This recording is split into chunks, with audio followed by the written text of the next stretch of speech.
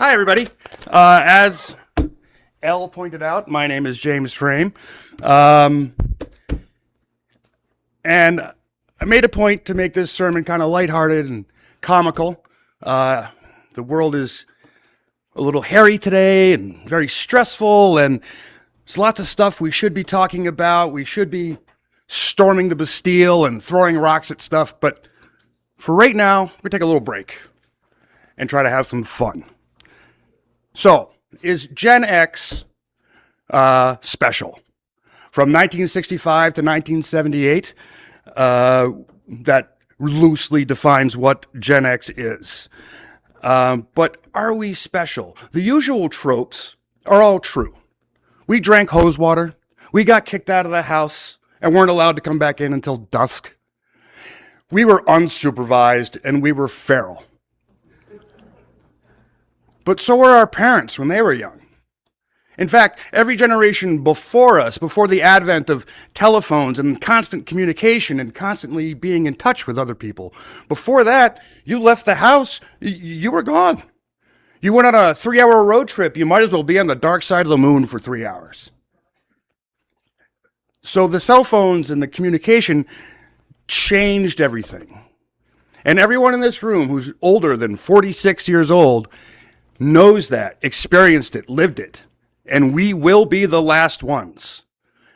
Our kids today know nothing but constant contact, constant social media, the constant barrage. We knew sticks and mud and blood, but we survived. Are we special because of that?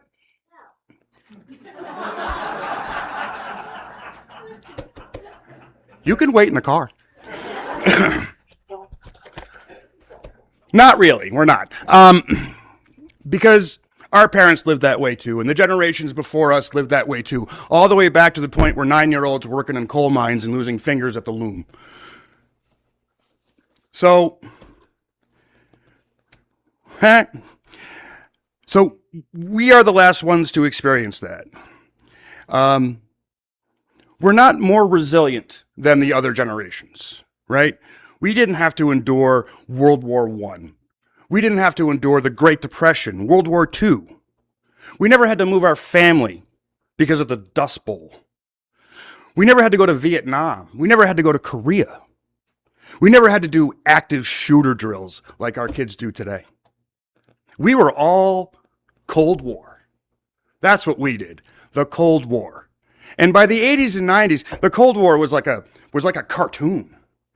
Two big bad bullies sitting with their finger over the button looking at each other. You're going to hit it? You're going to hit it? No, I'm not going to hit it. And that went on for years. And what do they tell us to do? Go under your desk.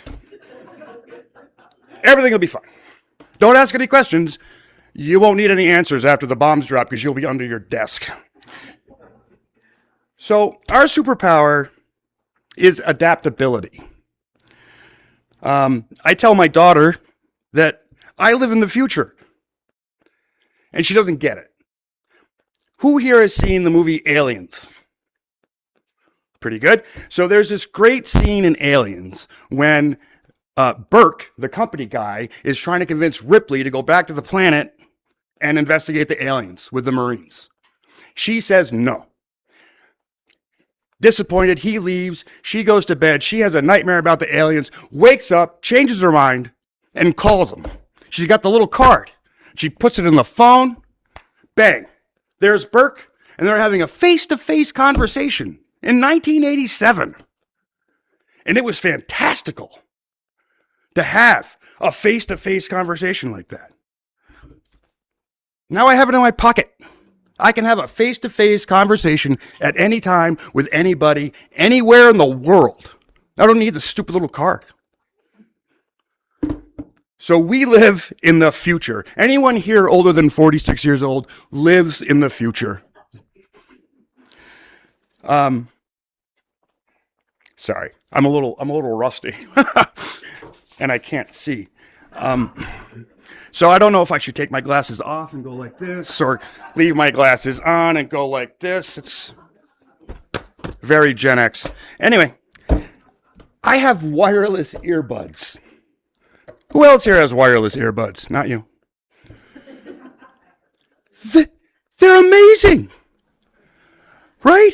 What did I have? I had a Walkman, right, with the wire to the cheapest headphones in the world, the wire that get caught on everything, trying to mow the lawn and keep the wire off the throttle of the lawnmower, listening to a $20 cassette tape that I've listened to 100 times already. Now, I put my wireless earbuds in, they automatically connect to my Magic Box, and I can listen to any song I can think of, quickly and easily. We live in the future. I gotta move my glasses, everybody, sorry. Oh, that's right. I feel like Tommy Lee Jones in Men in Black, because I gotta buy the White Album again. We invented the internet, and we learned how to use it, and we taught everyone else how to use it. We taught our parents how to use it. We taught our kids how to use it. And I say we invented it because Al Gore is one of us, right? Does anybody remember VCRs in the 1980s? That was a dumb question. You don't have to nod. Remember the blinking 12? Who figured out how to correct that?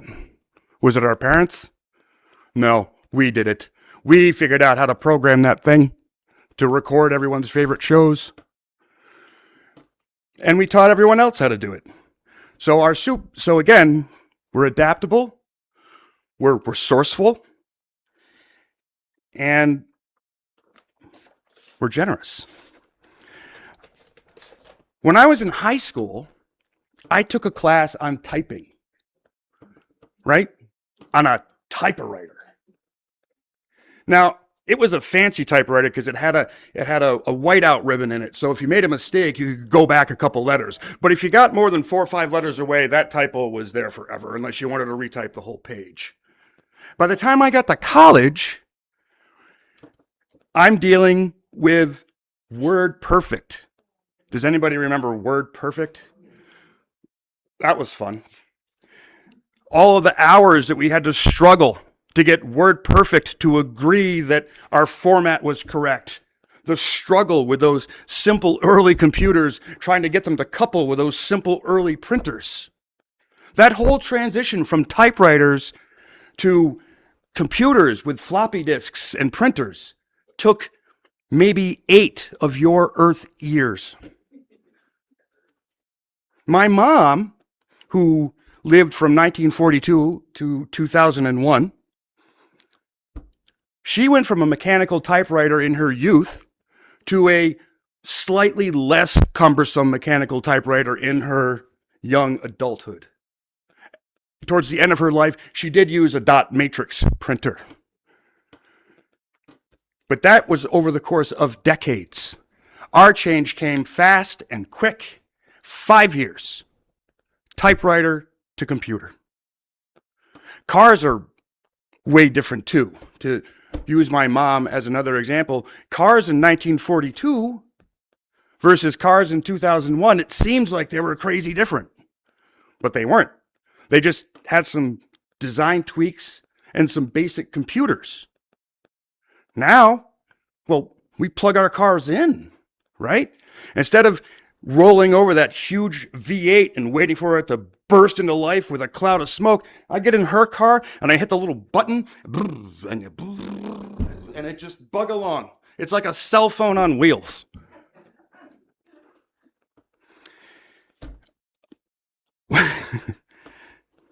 Sorry.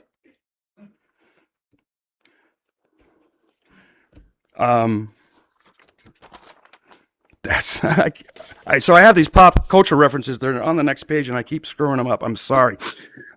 So today, cars, again, to go back to cars, you can plug them in, and they don't need your input. You can program them, and they can take you to where you want to go. It's like Jiffy Cab from Total Recall. Anybody remember Total Recall? 1. Okay. 1's good enough. So again, we live in the future. If I hold this close like this, I'll be able to see it. So all of that aside, I Another thing that we've done that I think is important is we have somehow collectively decided not to pass on a number of negative things to the next generations, to the younger generations. We took aim at bullies and bullying. For the most part, we stopped hitting our kids. And the phrase, "stop crying or I'll give you something to cry about," began to disappear under our watch. We stopped the "kids should be seen and not heard" trope.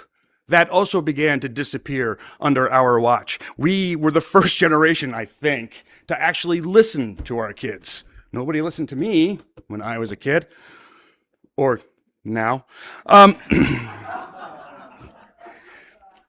We were ridiculed if we needed help with mental health.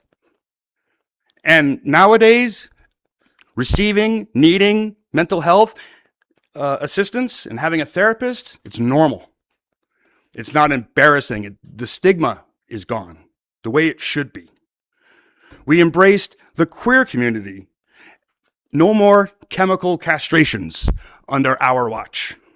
I know that was a tough one. And we stopped using food as a weapon. Anyone get the threat to go to bed hungry if you don't behave? I never made that threat to you. Or, as Elle remembered, being forced to eat food you didn't want because you were full or you didn't like it. We kind of did away with all that, too. Now, so I wonder, right? Right, okay. So our parents and the generation before them, they grew up, right? They went to Woodstock. They enjoyed the summer of love. They enjoyed the sexual revolution. But when they came home, they grew up and became the get off my lawn generation, right? As George Carlin said, they went from cocaine to Rogaine. And they became very worried about who was on their lawn. We never grew up. We never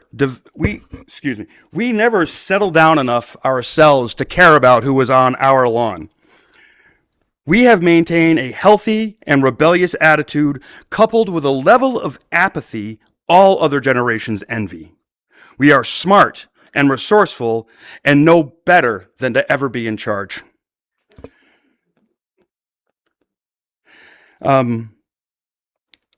Something that describes us is the concept that when we were 13, we were 30 years old. We had to be independent. We had to be resourceful. We had to be able to operate without supervision and not get killed. By the time we were 50, we were still 30 years old. We enjoyed that sweet spot, that cross-section of youth and wisdom that you get at that age. And we didn't notice that 20 years blew by us. We like the shadows, and we don't like to be bothered. But if you need help, we're there. We won't enjoy the meeting about it. We don't want to have to sit in a table and talk about it. But if you need something moved, I'll move it. If you want to have a meeting about talking when to move it, where to move it, who's going to move it, what kind of truck you're going to use to move it, you can have that meeting and just give me the details and I'll go get it done. The reality is, all generations are special. All generations have unique experiences that define them and define their characteristics. Ours was to endure tremendous technical innovation over a short period, all the while being unsupervised and literally admonished if we needed help with anything, like a therapist or clean water. So hopefully we can keep passing on resilience and adaptability and never yell at any of our kids to get off the lawn. So I poked some jabs at some people, and I just want to say that all the jokes are made in good faith and love, because it is love brings us all to this space. It is love why an atheist like me is willing to participate in an organization like this, because I recognize what it's for. I appreciate the philosophy behind it, even if I don't necessarily recognize the theology. Because I feel it. I love all of you, and I am happy to be here, and I am honored that you would let me speak before you today. Thank you.